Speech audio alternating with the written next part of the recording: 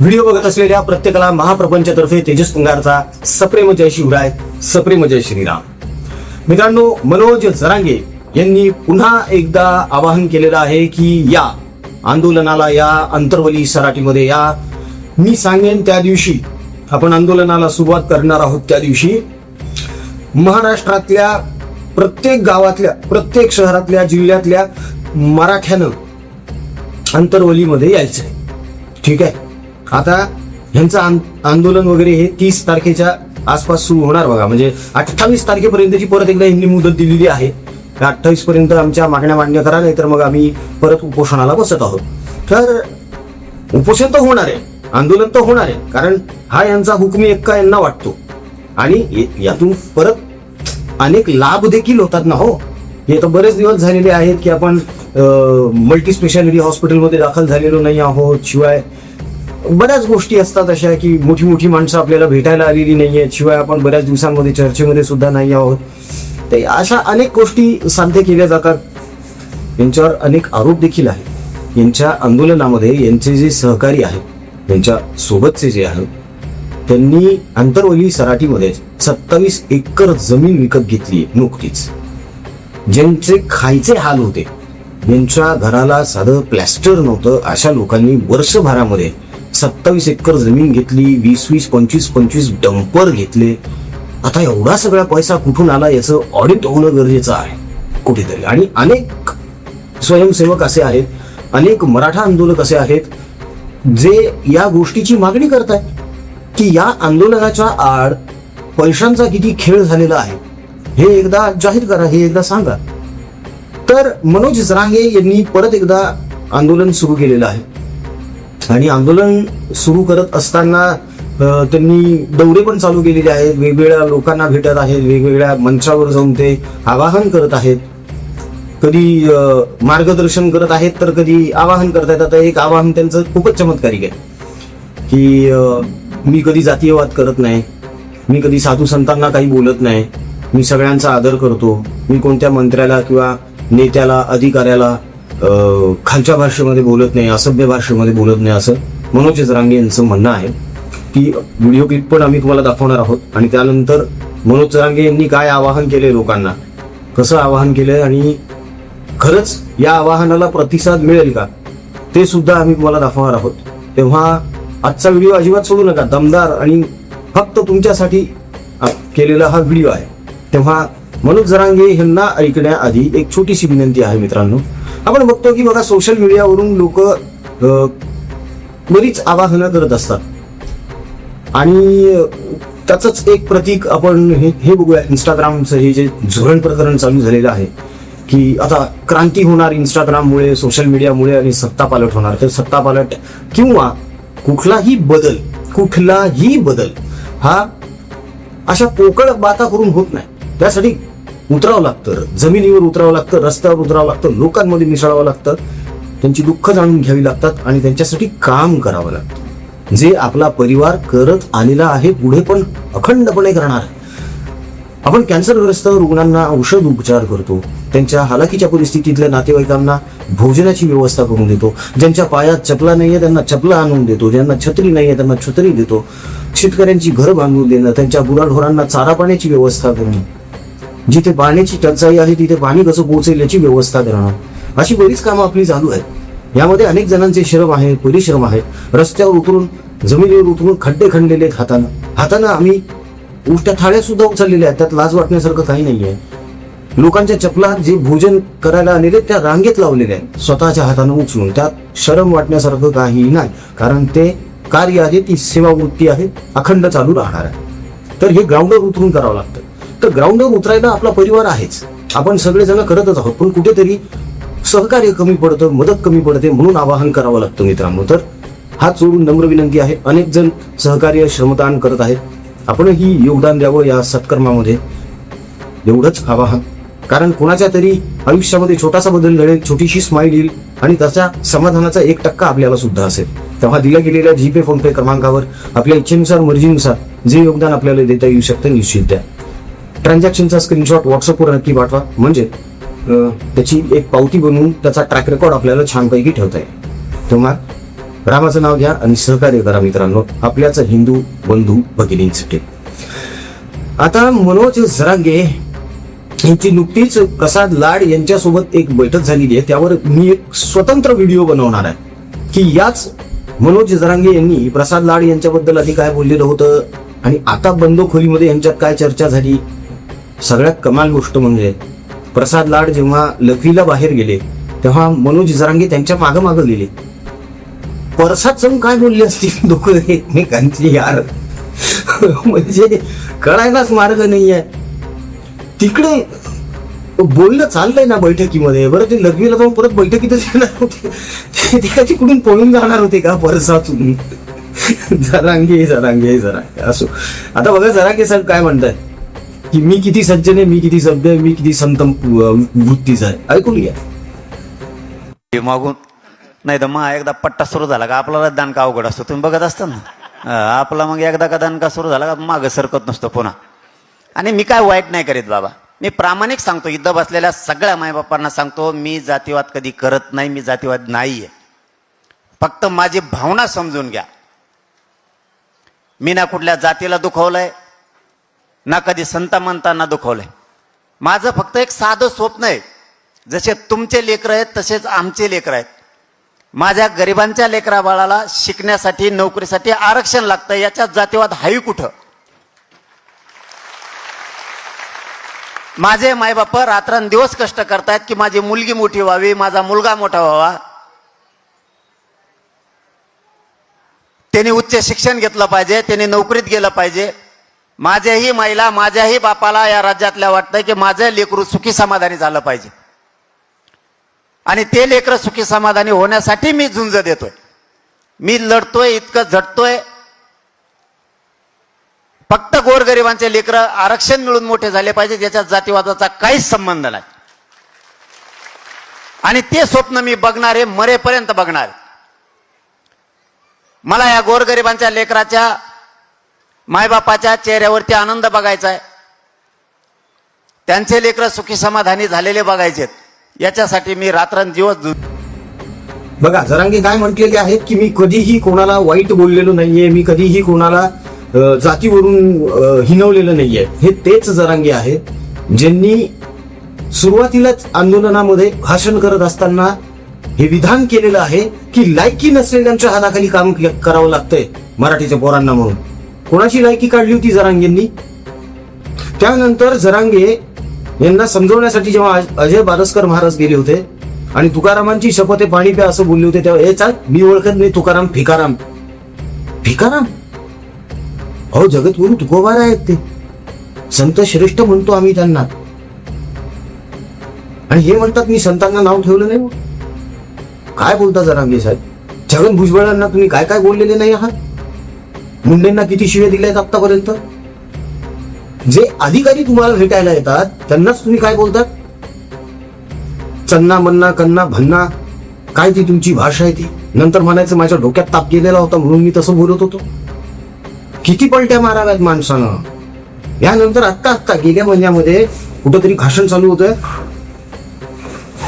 आणि ते भाषण करत असताना समोर बसलेल्या पोरांना उद्देशून ते बोलले की आपण त्या भंगार जातीचे नाही. मग भंगार जाती कोणत्या ते तरी सांगा ना. तुम्ही भंगार जातीचे नाही ना, मग भंगार जाती आहेत कोणत्या या जगामध्ये कळू तर द्या लोकांना. कोण आहे भंगार जातीचं इथं. जो ज्या जातीत जन्माला आलेला आहे त्याला त्या जातीचा अभिमान आहे, त्याला ती जात आवडली आहे. बरं त्याची काय चॉईस आहे का ती की त्याला त्याच जातीमध्ये जन्माला यायचंय म्हणून नाही. हा निसर्ग आहे, ही नियती आहे, त्याला कोण काय करू शकतं. म्हणून उगीच जातीपातीवरून बोलू नका. जरांगे महाराष्ट्रामध्ये जातीपात वाढवण्याचं पाप तुमच्या माथी आहे. हे पाप आहे तुमच्या माथी आणि हे पाप मिटणार नाहीये. तुम्ही कितीही स्पष्टीकरण देत गेलात तरी हे पाप मिटणार नाही, कारण हे जातीपातीचं लोण तुमच्यामुळे शाळेपर्यंत जाऊन पोहोचलं, लेकरांपर्यंत. पोरांची खेळ झाली. अहो जरांगे साहेब अशी वेळ आली होती एका वेळी गाव गाड्यामध्ये जे गुण्या गोविंदानं राहत होते ना जातीतले वेगवेगळ्या जातीतले लोक, ते ठराविक जातींमधल्या लोकांशी मिसळत नव्हते. जे दोन वेगवेगळ्या जातीचे लोक एका ताटात जेवायचे ते त्यानंतर एकमेकाकडे बघणं झाले. कोणी कोणाच्या दुकानात जाईन झालं होतं, अशी परिस्थिती निर्माण झाली होती. इतकं विष पेरलं गेलं होतं या महाराष्ट्रामध्ये गेल्या काही काळामध्ये. आता या सगळ्यांचा सूत्रधार कोण, कोणाच्या स्क्रिप्टवरून हे सगळं झालेलं आहे हे सगळ्या जगाला कळलेलं आहे आता. मात्र तुम्ही हे जे संत वचन देत आहात ना लोकांना आणि लोकांची सहानुभूती मिळवण्याचा प्रयत्न करत आहात, हा फोल आहे, हा कम्प्लिटली फोल आहे. तुमचेच जुने सहकारी मीडिया समोर येऊन सांगत आहेत की जरांगेंची माणसं पैसे खात आहेत आणि तुम्ही म्हणता की मी 1 रुपया जरी खाल्लेला असेल तरीही मला सांगा मग मी सोडून देईन सगळं काही. जरांगे किती पुरावे द्यायचे तुम्हाला, किती पुरावे द्यायचे आणि तुम्ही किती खोटं बोलणार आहात लोकांशी. बस झालं आता, भावनिक साथ घालून समाजाला गंडवणं बस झालं आता. कारण बघा, आरक्षणाच्या बाबतीतला जो मुद्दा आहे तो देवेंद्र फडणवीस यांनी स्पष्ट आधीच केलेला आहे की सुप्रीम कोर्टाच्या आदेशानुसार सर्टिफिकेट्स देणं सुरू आहे. जरांगे स्वतःला सुप्रीम कोर्टाच्या वर समजतात का, हा प्रश्न निर्माण होतो ना कुठे कुठे. आता परत आंदोलन करणार, आता परत उपोषण करणार आणि जरांगेंनी आवाहन केलेलं आहे. एकदा त्यांचं आवाहन ऐका, थोडक्यात ऐका त्यांचं आवाहन. छोटीशी स्क्रिप्ट दाखवतोय तुम्हाला, त्याच्यावर थोडंसं बोलूया मित्रांनो, म्हणजे कळेल तुम्हाला जरांगे कसा फायदा घेऊ लागले लोकांचा आणि समाजाच्या नावावर कशी स्वतःची राजकीय पोळी भाजू लागली. एकदा ही क्लिप जरूर. घरी राहायचं नाही, तारखेच्या पहिल्याच दिवशी जी आता तारीख डिक्लेअर करतोय त्या तारखेला पहिल्याच दिवशी महाराष्ट्रातल्या घराघरातल्या मराठ्यांनी अंतरवाली द्यायचे. जिथं जागा मिळेल तिथं बसायचं. तुम्ही येऊन जाऊन केलं तरी चालत नाही. थांबणारे थांबा. ऊन प्रचंड राहणारे. आपण आपली छत्री पाण्याची बाटली येताना रोज घेऊन यायची, येऊन जाऊ करायचं असत. पण आंदोलनाचा पहिला दिवस त्या तारखेला महाराष्ट्रातल्या एकाही मराठ्यांनी घरी राहायचं नाही. आणि आता इथून गेल्यापासून लगेच गावागावातल्या घराघरातल्या मराठ्यांपर्यंत तुम्ही स्वतः सगळ्यांनी जातीसाठी जायचं. जाणार का? एकाने पण झोपायचं नाही त्या तारखेपर्यंत. घर ना घर पिंजून काढायचं. जातीच्या कल्याणासाठी अंतरवालीत मराठ्यांनी यायचं. पिकाचं नुकसान करू नका. इथं आल्याच्या नंतर आपली मराठा समाजाची संस्कृती आहे. छत्रपतींनी आपल्याला सांगितलंय मिरचीच्या देठाला सुद्धा हात नाही लावायचा. कोणाच्या मोसंब्या खाऊ नका. काहीच्या मोसंब्या नाही खाल्ल्या तरी खाल्ले म्हणतात काही. त्याला मोसंब्याच नव्हतं तो मला मोसंब्या खाल्ल्या त्याचा काँग्रेस उगालेलं कामरात लाभार जाऊन असतील काही जाऊन. एकदा एका पत्रकाराने जरांगेंना प्रश्न केला होता की मुंबईला तुम्ही आंदोलनाला जात आहात तर कसे जाणार आहात, काय बाबा आयोजन प्रयोजन काय आहे तुमचं. तर जरांगे यांनी हिंदीत सांगितलं होतं का. आता समोरच्यानं प्रश्न हिंदीत केला होता. डांबरी डांबरी से जाएंगे, बेसन भाकरी खाएंगे, मजे करेंगे ये. आणि मग मुंबईला जाऊन आल्यावर म्हणे पोरांनी मुंबई जिवंत केली म्हणे. राग आला होता बस तेव्हा. त्या क्लिप्स बघून राग आला होता. त्या क्लिप अजूनही आम्ही संग्रही ठेवलेल्या आहे. उद्या चालून जेव्हा जरांगे काही खोटं बोलतील तेव्हा त्यांना दाखवायला. मुंबई जिवंत केली. काय केलं तिथं? भोजनासाठी ज्या ताटा आले होते त्या ताटामध्ये आपण शौचाला बसतो तशी पोझिशन घेऊन बसले हे रस्त्यावर. हे आंदोलन होतं. ह्याच्यासाठी आंदोलनाला गेलेले आहेत का मराठी? का तुम्ही तुमच्या असंस्कृतीचं असभ्यतेचं दर्शन घडवलं? मराठी असे आहेत का? अरे असे नाही आहेत ते, संस्कारी आहेत ते. माझा एकही मराठा मित्र बांधव असा नाही. ठीक आहे, कष्ट करत असेल, आज त्याच्याकडे 4 पैसे कमी असू शकतील, पण तो फार स्वाभिमानी आहे, अत्यंत स्वाभिमानी आहे. तो असे कृत्य करणारा नाहीये. जे चाळे तिथे केले ना, रांगा लावल्या होत्या वाईन शॉपच्या आणि बिअर बारच्या बाहेर, त्यातले नाही आहेत माझे बांधव. माझे बांधव तर नाहीये, माझा मराठा बांधव तर त्यातला नाहीये. तुम्ही कोणती माणसं घेऊन गेले होते तिकडे ते मला माहित नाही. माझा विश्वासच बसत नव्हता ते सगळं बघून की हे आपले बांधव आहेत, हे आपले मराठा बांधव आहेत. नाही, होऊ शकत नाही असं.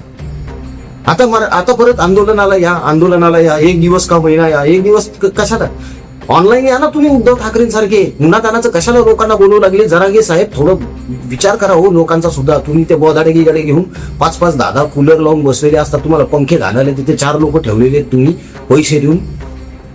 बाकीच्यांचा विचार करा ना. 43 डिग्री 44 डिग्री ऊन आहे, घराबाहेर पडले, 4 जण झक्क येऊन पडले, तर काय होणार? त्यांचं कोण बघणार त्यांच्या घराकडं? गेल्या वेळेसच तुमच्या भाषणाच्या वेळी दोघं आंदोलनाला आले होते, सभेला तुमच्या रिटर्न जात असताना मेले, ते रस्त्यामध्ये निधन झालं त्यांचं. तर दुसऱ्या दिवशी तर तुम्ही गेले नाही भेटायला, चक्क तुम्ही क्रिकेट खेळताना दिसले दुसऱ्या दिवशी. इतकी तर सहानुभूती आहे तुम्हाला तुमच्या समाजाबद्दल. काय बोलताय जरांगे साहेब? आता जो काळ आहे, कालच पाऊस पडलाय थोडासा, किंचित का होईना पडलाय पाऊस. आता शेतीची कामं चालू होणार आहेत लोकांची. आता ते सगळे कामधंदे सोडून तुमच्या मागे लागायचं का? आंदोलनाला पडायचं का? म्हणजे ह्यांचं नुकसान झालं तरी चालतं, तुमचं मात्र भलं झालं पाहिजे. आंदोलनाच्या नावाखाली तुमची माणसं रट्टा मारून शेती जमिनी विकत घेऊ लागले, बंगले बांधायले, लाखोंच्या गाड्या घेऊ लागले. काय चाललंय हे सगळं? तो गरीब मराठा तो मरतोय ना, तो अजूनही तसाच येडा झाला ना तो तुमच्यामुळं. जरांगेंमुळे किती नुकसान झालं समाजाचं हे गणितात मांडणं अशक्य झालंय. आणि तरी देखील काही जणांच्या लक्षात येत नाही. आता हे काही जण कोण आहेत हे खरं सांगतो तुम्हाला बॉस, हे जरांगे साहेबांचे लाभार्थी, हे जरांगेंचे लाभार्थी. यांना काही ना काही लाभ मिळत असेल त्या आंदोलनाचा, त्याच्यासमोर. नाही तर मला नाही वाटत. असं जर असतं तर मग इतकी आवाहनं का करावी लागतात जरांगेंना? 6 कोटी मराठे आहेत ना, 1 कोटी तरी जमतील ना अंतरवली सराटीत. पण 1 कोटी जमण्या इतकी अंतरवली सराटीची क्षमता आहे का? याचा विचार झालाय का? हे म्हणतात तुम्ही तुमच्या घरून गादी, चादरी, गोधड्या, उशी, पाण्याची बाटली, खायला हे ते सगळंच घेऊन या इकडं. कशासाठी? आंदोलन करताय, पोषण करताय ना. खाण्यापिण्याचं कशाला पाहिजे तुम्ही? तुम्ही मस्त मंचावर गोधडी घेऊन, टाक्या बिक्या घेऊन लोळत पडणार तिथं मंचावर महाराजांच्या मूर्तीखाली. आणि हे माझे गरीब बिचारा मराठा बांधव भगिनी तिथं रस्त्यावर लोळणार का? तिथं मैदानामध्ये तिथं झोपणार का? हे कारण व्यवस्था, एवढा पैसा आलाय ना. खुलासेवार पद्धतीने सगळ्या गोष्टी समोर येणार आहेत मित्रांनो. जर SIT लागली ना तर शपथ सांगतो मी, असे कारनामे बाहेर पडतील ना ह्या आंदोलना मागचे. मी नावं घेत नाही कोणाचे की कोणी केलेले आहेत हे कारनामे, कारण आता फक्त आकडे आले, नावं आलेली नाही आहेत अजून माझ्याकडे. नावं त्या दिवशी येईल तेव्हा नावानिशी सांगेल आणि आकड्यानिशी सांगेल बघा काय काय झालेले. अवघड झाले. माझ्या मराठा बांधवांना, भगिनींना माझी विनंती आहे, बघा उन्हाचे दिवस आहेत, तब्येतीची काळजी घ्या पहिले, घराची कुटुंबाची काळजी घ्या, शेतीची काळजी घ्या, घरचं बघा पहिले. आरक्षण आहे आपलं. देवेंद्र फडणवीस यांनी सांगितलेलंच आहे की निकषानुसार आपण देतच आहोत. जरांगे यांनी एक वेगळाच वाद निर्माण केलाय. अरे विदर्भ आणि उत्तर मराठवाडा, त्यानंतर अनेक ठिकाणं असे आहेत जिथे ऑलरेडी मराठ्यांनी कुंभी सर्टिफिकेट घेतलेले आहेत का? पण तेच छगन भुजबळ सांगत होते की कुंभींची लोकसंख्या ही जास्त झाली. आता ते आकडेवारीनुसार बोलतात, जरांगे भावनेनं बोलतात. आणि ह्याच असं भावनिक बोलून बोलून बोलून जरांगेंनी सगळं काय बोलावं होता सुचत नाही, शब्द सुचत नाहीत कधी कधी. मात्र जी वस्तुस्थिती आहे, जी परिस्थिती आहे, जी सत्य स्थिती आहे ती तुमच्या समोर आणलेली आहे मित्रांनो. आता ह्यावर तुमचं काय मत आहे हे तुम्ही कमेंटमध्ये निश्चित सांगा. परत आता एकदा आंदोलन होईल. उन्हाचा पारा प्रचंड चढलेला आहे. दुर्दैवानं कुठलीही दुर्घटना होऊ नये आणि सगळ्यांनी सुखरूप असावं हीच त्या प्रभू श्री रामचरणी माझी प्रार्थना आहे बाबा. बाकी काय बोलू शकता, कायच बोलू. कारण ह्यांना JCBनं फुलं उधळून घ्यायची असतात स्वतःवर. JCBनं फुलं उधळून घेण्याच्या नादामध्ये येवल्यामध्ये एक पोरगा गेला, तरुण पोरगा गेला होता घरचा. त्यांनी ढुंकून तरी बघितलं की त्या पोराच्या घराकडं. वाटुळं करू नका हो, वाटुळं करू नका समाजाचं, एवढंच म्हणलंय. चांगलं काहीतरी होत नसेल ना आपल्या हातानं ते किमान नुकसान तरी करू नये कोणाचं. असं हरकत नाही. आता काय बोलावं काय नाही. ही सगळी राजकीय खेळी चालू आहे. आंदोलनाच्या नावाखाली राजकीय डाव टाकणं चालू आहे आणि हे चालूच राहणार आहे. शाप लागला ह्या मातीला जातीपातीचा. असं हरकत नाही. तरी आपण चांगल्याची अपेक्षा करूया. आपण आपल्यामध्ये एकोप्यानं राहूया. आपण जातीपातीच्या पलीकडे जाऊन थोडा विचार करूया. काय हरकत आहे? आतापर्यंत गुन्ह्या गोविंदानं गुढी गुलाबीने सगळे राहत आलेलोच आहोत ना, मग अजूनही राहू त्यात काय एवढं. आणि होत राहील सगळ्या गोष्टी वेळेनुसार, ठरलेल्या विधीनुसार, नियतीनुसार होत असतात, कर्मानुसार होत असतात. आपण फक्त विश्वास ठेवावा लागतो त्यावर आणि आपण काम आपण नेटानं करत राहायचं, एवढंच फक्त. बाकी मित्रांनो, या सगळ्या गोष्टींवर, या सगळ्या प्रकारावर, घटनेवर तुमचं काय मत आहे निश्चित सांगा. जरांगेंचं आता जे आंदोलन चालू झालेलं आहे हे गेल्या आंदोलनांप्रमाणेच होणार का, की 4 दिवस आंदोलन करायचं, कुठला तरी एक कागद घ्या, जिंकलो रे पोरा हो तुमच्या ताकदीवर सोन्यांनो राजांनो, असं करून संपेल का? काय मत आहे तुमचं यावर हे निश्चित सांगा. मनोज जरांगे यांच्यामुळे समाजाचं नुकसान होऊ लागलंय का, हा सगळ्यात महत्वाचा प्रश्न आहे. यावर आपलं काय अमूल्य मत आहे ते देखील कमेंटमध्ये नक्की कळवा मित्रांनो. व्हिडिओ आवडला असेल तर लाईक करा, शेअर करा, सबस्क्राईब करा. जाता जाता विनंती आहे, आपल्या प्रपंच परिवारातर्फे आपण फक्त बोलत नाही तर आपण फील्डवर उतरून, ग्राउंड लेवलला उतरून काम करत असतो. आपण रुग्णसेवा करत असतो, अन्नदान करत असतो, हाताने बनवणं, हाताने त्यांना खाऊ घालणं, थाळ्या गरज पडली तर त्यांच्या चपला रांगेमध्ये ठेवणं, अशी पण कामं करतो आपण. यामध्ये अनेक जण काम करत असतात परिवाराचे. आपण फक्त बोलत नाही, आपण करतो देखील. प्रत्येक वेळी ते फोटो टाकणं शक्य होत नाहीये, कारण कधी कधी असं होतं ना की एखाद्याच्या त्या अवस्थेचा आपण गैरफायदा घेऊ नये असं वाटतं, की लोकांनी त्याची नंतर निंदा हेटाळणी करू नये म्हणून, बाकी काय. तर या सत्क्रमामध्ये अनेकांचं सहयोग आणि योगदान आहे, आपणही करावं अशी विनंती आहे. तेव्हा दिल्या गेलेल्या जीपे फोनपे क्रमांकावर आपल्या इच्छेनुसार, मर्जीनुसार जे योगदान देता येऊ शकतं निश्चित द्या. ट्रान्झॅक्शनचा स्क्रीनशॉट व्हॉट्सअपवर नक्की टाका, म्हणजे त्याची रिसिप्ट आपल्याला बनवता येईल आणि त्याचा ट्रॅक रेकॉर्ड ठेवता येईल आपल्याला. तेव्हा अनेक जणांना आधाराची गरज आहे, आपलेच माता बंधू भगिनी आहेत मित्रांनो, तेव्हा समोर या. व्हिडिओ आवडला असेल तर लाईक करा. जय हिंद, जय महाराष्ट्र, वंदे मातरम, जय शिवराय, जय शंभूराजे, जय भवानी, जय जगदंब, भारत माता की जय, जय श्रीराम.